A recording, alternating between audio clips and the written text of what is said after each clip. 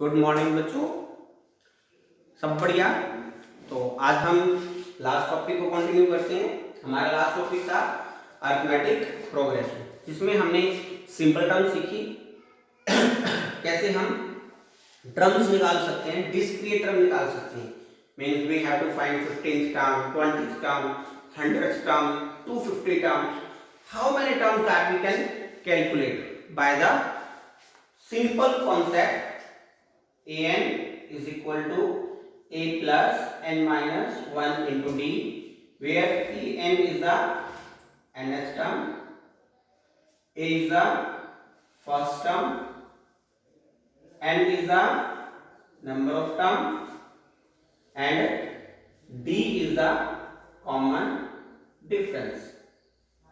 So by this method we can calculate the discrete terms of an AP. तो last time हमने question number 5 तक किए थे, 16 तक किए थे। Now we are going another question. How for what value of n are the nth term of two APs, this and this are equal। NCERT question number 15 है।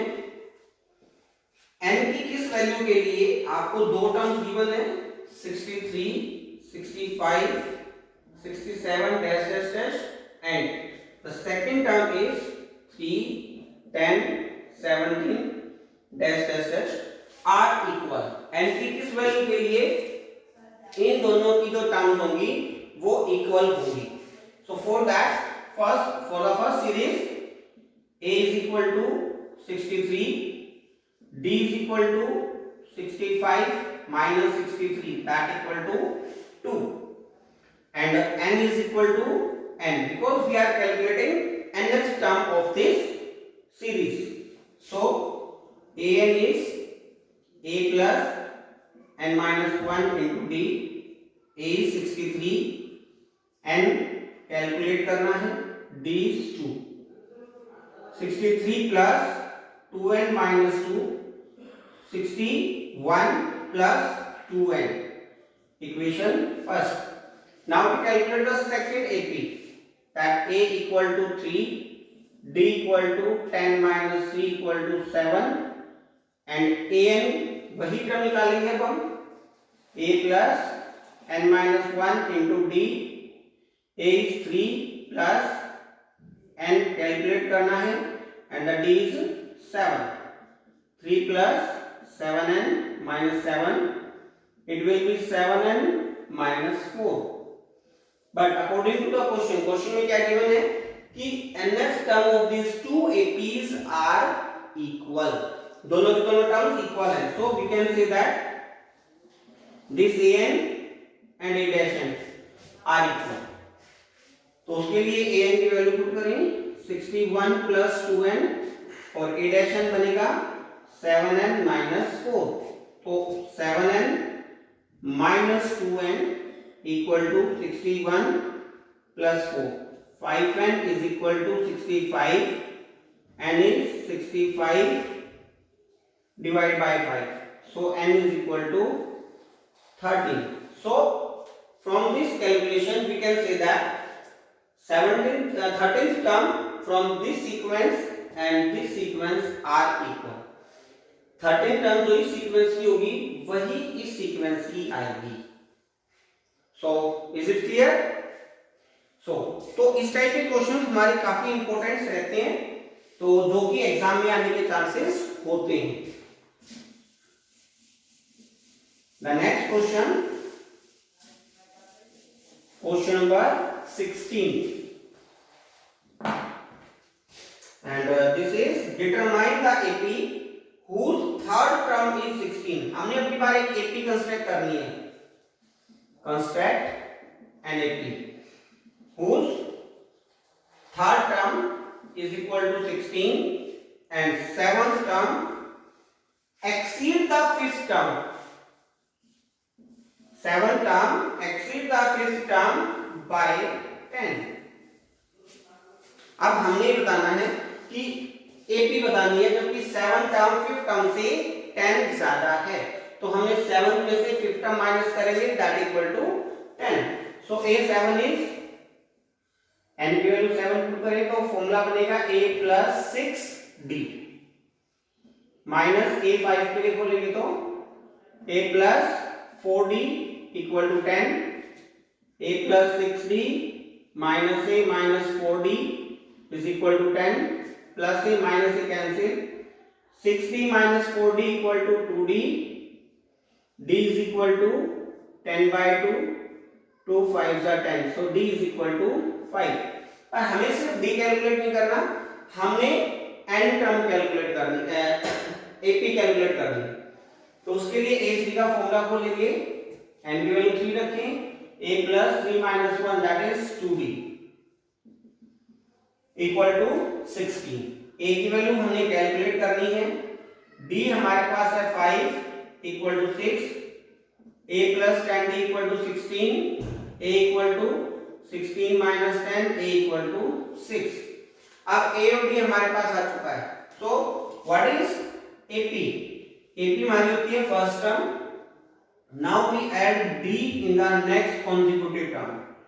जितनी भी आगे आने वाली टर्म्स होती हैं उसमें d ऐड करते जाएं, हमारी ap कंस्ट्रक्ट हो जाती है. तो a की वैल्यू 6 है, d की वैल्यू 5 है. So that is 6.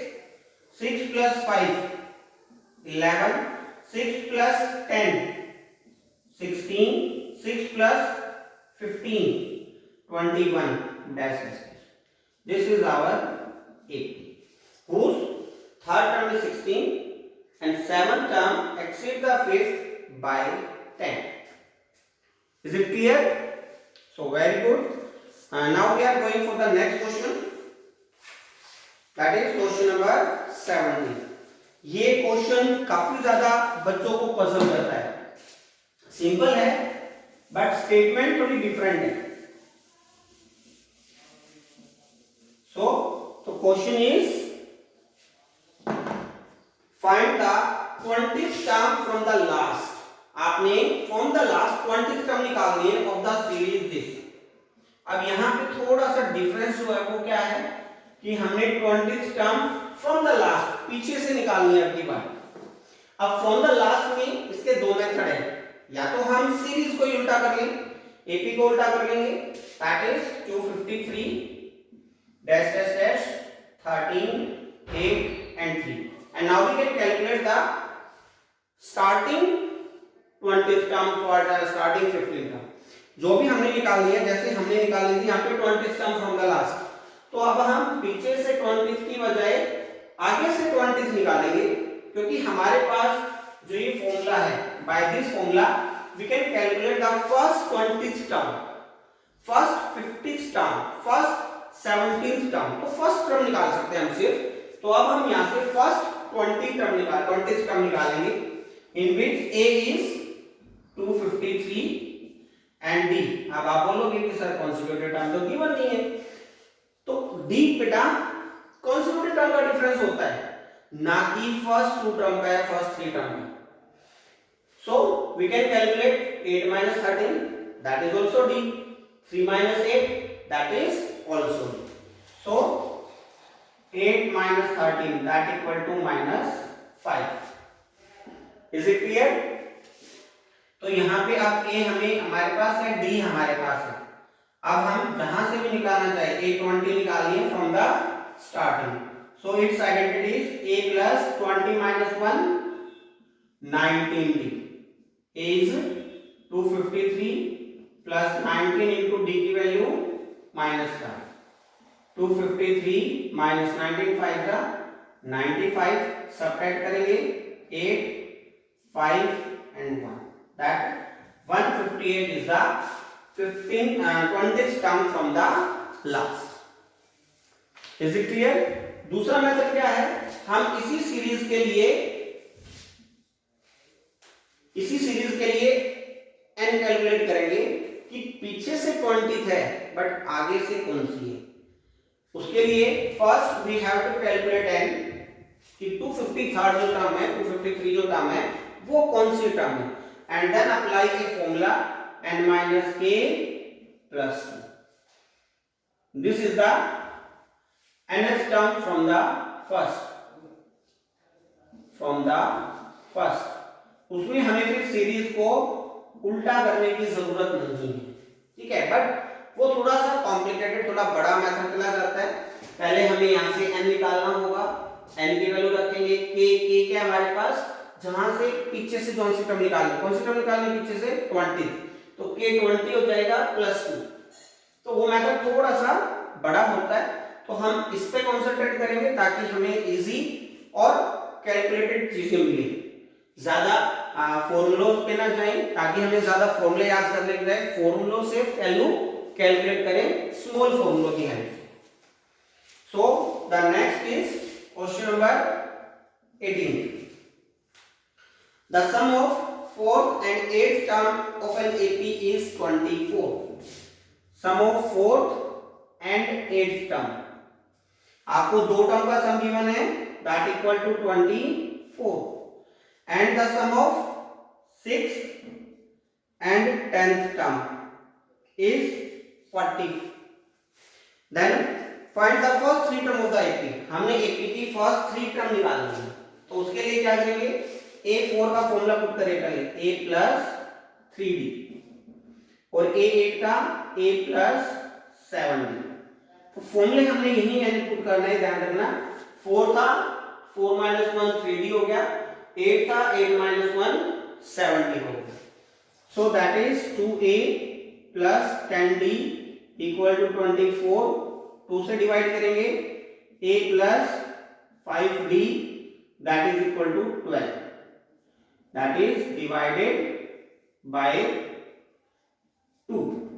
This is equation first, and now we will calculate second term, that is A6। तो A6 के लिए फॉर्मूला क्या बनेगा, A plus 5D, और ये 10 तो 10 minus 1 9, तो A plus 9D, A plus A 2A, 9 plus 5 14D, 2 से डिवाइड करेंगे, A plus 7D equal to 22, equation second। And now we will calculate the A and D from this equation। अब हम इन दो equation से A और D की value find out करेंगे। A plus 5D is equal to 12, A plus 7D is equal to 22, ऐसे A cancel, plus 5 minus 7 minus 2D is equal to minus 10, minus से minus cancel, D की value बनी 10 by 2, 2 1 are 2, 2 5 are 10, so D equal to 5। अब D की value 5 है तो आपका equation first में रखें या सेकंड में, so A plus 5D is equal to 12, 5 D की वैल्यू हमारे पास 5, 5 5 are 25 is equal to 12, 12 minus 25, that A equal to minus 13। So now we have to calculate first three term। So first three term are, first term is minus 13, second term A plus D is minus 13 plus D is 5, answer is minus 8, and then A3 is A plus 2D is minus 13 plus 2 into D की value 5, then the answer is minus 13 plus 10, answer is minus 3। So these are the first three term, that answer are minus 13, minus 8, minus 3। अगर आपको CAP निकालनी है तो उसके लिए simple सा है dash dash, then that will form AP, whose sum of these two terms is 24 and sum of these two terms are 44। So please always keep in mind कि we are having this formula, basic formula हमारे पास यही है। कोई भी term निकालनी है आपने, it will be 30 term, 29, 61, जो भी टर्म निकालनी है n की वैल्यू यहाँ पुट करके पहले उसका एक जनरल फॉर्मूला बना लें, उसके बाद ही वैल्यू पुट करें। ओके, तो नेक्स्ट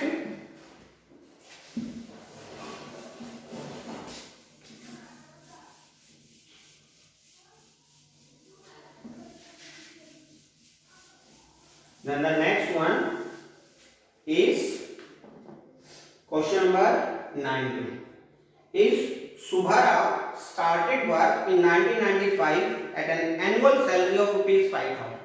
सुभा राव ने एक काम स्टार्ट किया, कहीं पे जॉब स्टार्ट की 1995 में विद एनुअल सैलरी ऑफ 5,000, जिसमें एनुअल सैलरी कितनी है 5,000, 5,000 रुपए, and received an increment of 200 each year, और उसको हर साल 200 रुपए का इंक्रीमेंट मिलता है। अब देखो इंक्रीमेंट है वो भी एनुअली ही काउंट होगा, अगर गिवन नहीं है तो, यहाँ पे गिवन नहीं है तो एनुअली ही काउंट होगा। In which year did his income reach 7,000, तो कौन से साल में उसकी 7,000 सैलरी चली जाएगी। अब हमें ये बताना है कि इन विच ईयर, कौन से ईयर में, तो हमें 1 बाय 1 लेना है। अब इसमें दो मेथड है, आप at the end of the year लेके चलें, ठीक है, या फिर at the end of the starting, दो मेथड है, तो हम at the end of the starting लेके चलते हैं। In the first year the salary is 5,000. Second year, at the starting of the second year, 5,200. Next year, 5,400, and so on. And when the salary becomes 7,000. Clear है? तो अब यहां से देखेंगे तो हमारी A is equal to 5,000, D is equal to 5,200 minus 500 equal to 200. A given है, D given है, AN कैलकुलेट करेंगे 7,000। AN का formula A plus n minus 1 into D that equal to 7,000। A की वैल्यू है 5,000 plus n minus 1 into D, D is 200 equal to 7,000। 5,000 plus multiply करें 200 minus 200, 7,000, solve करें 4800, 5,000 minus 200 plus 200n equal to 7,000। अब plus है, उधर जाके side change करेंगे तो minus 7,000 minus 4800, 200n equal to 2200, n is 2200 by 200, 10 से 10, 11, so n is equal to 11। अब n is equal to 11 तो होगा, बट ये स्टार्टिंग के लिए है, यानी कि ये 5,000 1995 में सैलरी थी, ये ऑलरेडी इंक्लूड है। तो नेक्स्ट जो उसकी सैलरी आएगी 2,000 1995 प्लस हमारे पास करना तो हमें 11 चाहिए, 2006 बनेगा, बट नो, क्योंकि यहां हमारी ऑलरेडी ये फर्स्ट सैलरी आई है, तो अगर हम 1995 काउंट करते हैं तो हमें केवल यहां 10 ही ऐड करना पड़ेगा। वाई देखिए इस चीज के लिए नॉर्मल सी है, क्योंकि जब हम 1995 को कैलकुलेट करेंगे ना तो हमें ये ऐसा करना है 1995, 1996, 1997, 1998, 1999। अब अगर हम ऐसे देते हैं तो एक्चुअली हमारे पास क्या रहेगा कि एक साल बाद 200 रुपए इंक्रीमेंट आया, तो इसका मतलब 1995 में तो 5,000 थी, पर पहली इंक्रीमेंट 2,000 मिली 1996 में, तो जो 5,200 हुई वो कौन सी टर्म बनी, सेकंड, जब इंक्रीमेंट ऐड हुआ एक, ठीक है ना, इंक्रीमेंट एक ऐड हुआ है 200 का, बट सेकंड बन गई। ऐसे ही अगर हम लास्ट तक जाते हैं तो 2005 में सैलरी बन जाएगी 7,000। तो इसलिए इसका कारण क्या, हमने 10 को ऐड क्यों किया, 11 क्यों नहीं किया, उसका स्टार्टिंग में ध्यान रखें, क्योंकि हमें यहाँ पे 1995 के स्टार्टिंग की बात कर रहे हैं, तो स्टार्टिंग की बात कर रहे हैं तो सैलरी में 10 ही ऐड होंगे ईयर में। पर अगर हम यहाँ पे मैंने बताया था शुरू में हम दो मेथड से निकाल सकते हैं, at the starting of the end, starting of the year and at the end of the year. तो हमने यहाँ स्टार्टिंग की ली है, तो एंड ऑफ द ईयर के लिए अगला ईयर काउंट नहीं होता, इसलिए हमने यहाँ 10 काउंट किया 1995 में, क्योंकि हमने यहाँ पे एक ईयर ऑलरेडी 1995 काउंट कर लिया।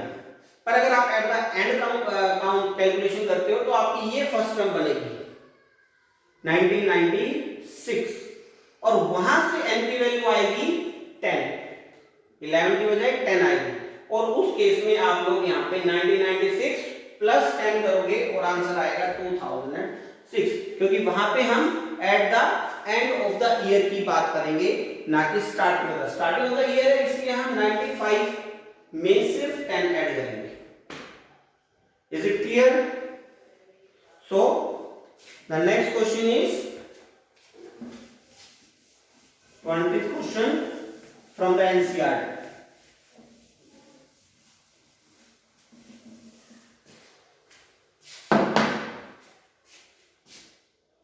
Question is Ramkali saved ₹5 in the first week of a year. Ramkali पहले सप्ताह में 5 रुपए बचाती है and then increased her weekly saving by ₹1.75 और वो अपनी बाकी की जो सेविंग है वो हर हफ्ते बढ़ाती है 1.75 रुपीज से। If the nth week in the nth week her weekly saving become 20.75 20 रुपए 75 पैसे हो जाती है, देन फाइंड इट। अब what is the income for the first week 5 rupees, second week 5 में 1.75 ऐड करेंगे, थर्ड वीक 8.50 क्योंकि हर बार हमारी ऐड होती जाएगी, that is 5 plus 1.75 it will be 6.75, 6.75 plus 1.75 it will be 8.50, 8.50 plus 1.75 it will be 10.25। तो फिर अब हमारे पास ये इस तरीके से हम जितनी चाहे जितनी वीकली सेविंग निकाल सकते हैं।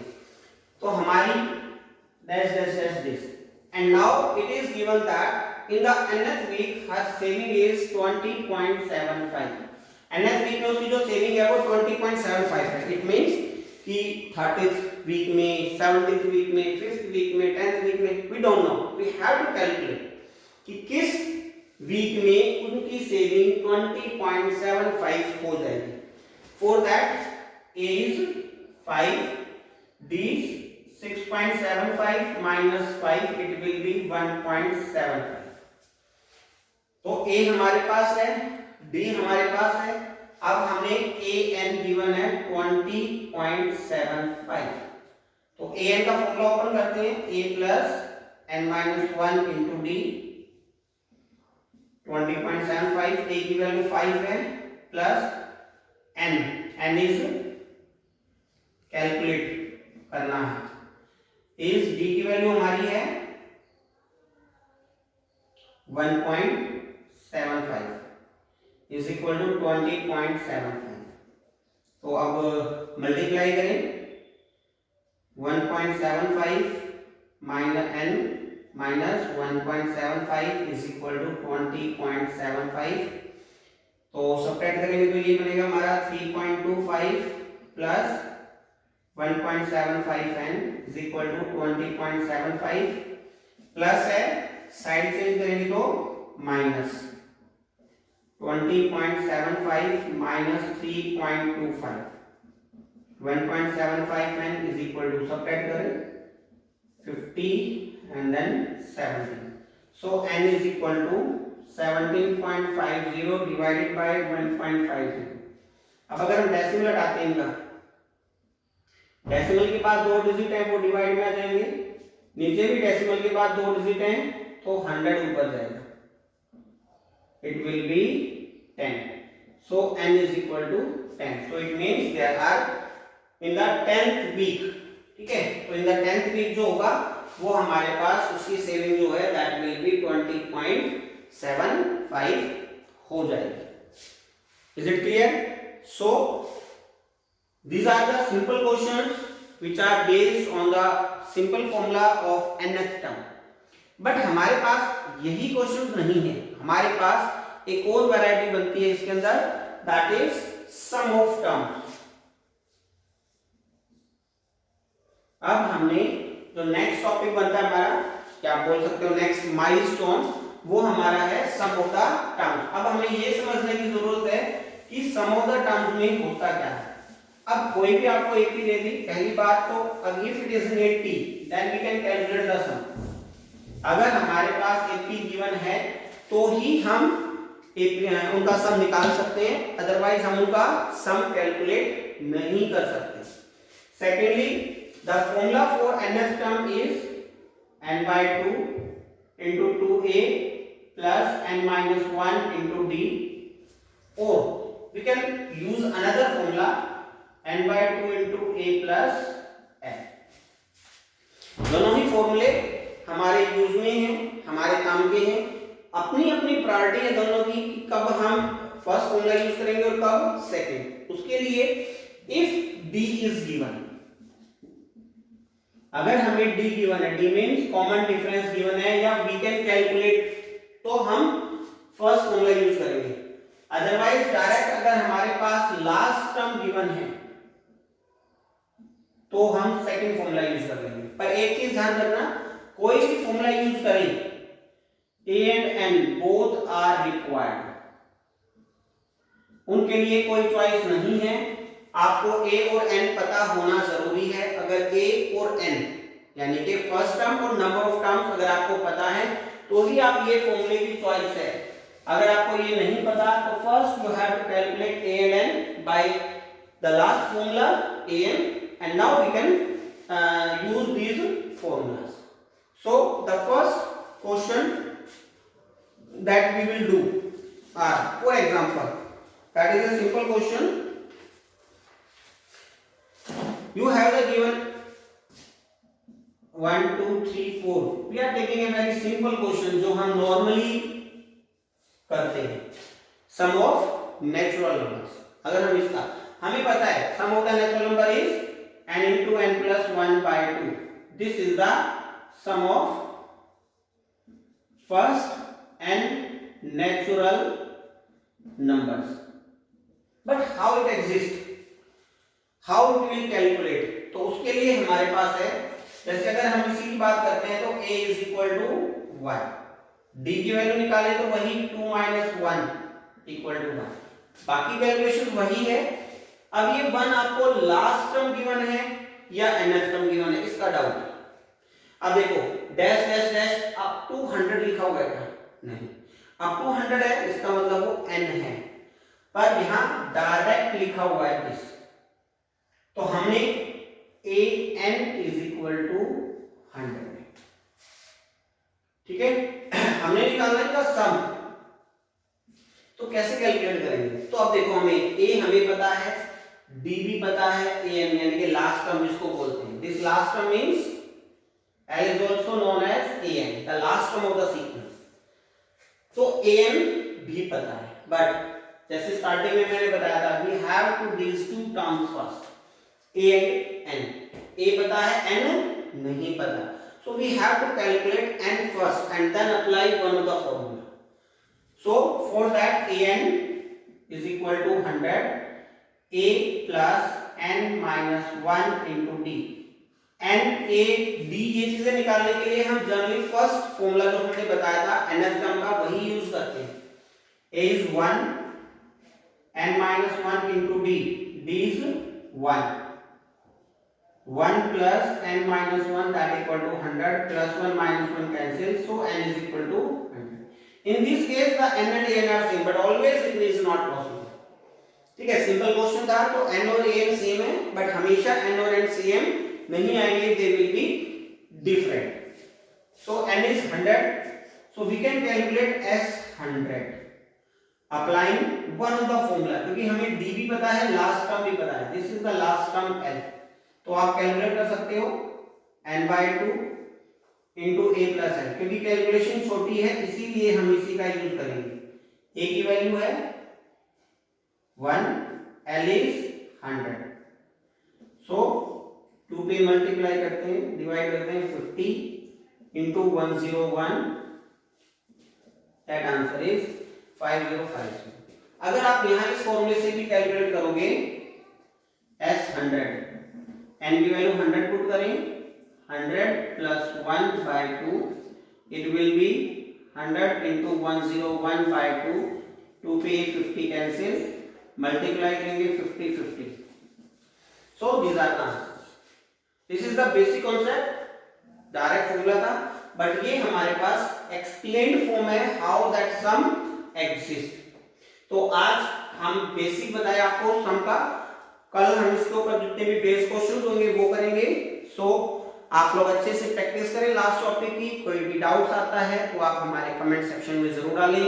We will try to solve all the doubts which are coming in our doubt sections.